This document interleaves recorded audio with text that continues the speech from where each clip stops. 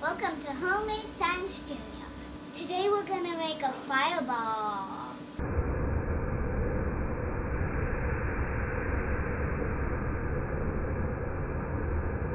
With a torch and some, we are going to keep the powder a secret for safety.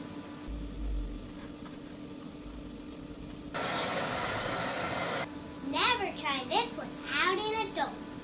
Keep a safe distance. Blow the powder through the flame. Allow it.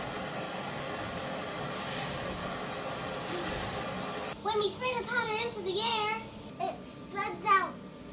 It has more surface area to mix with the oxygen. This is called a dust explosion.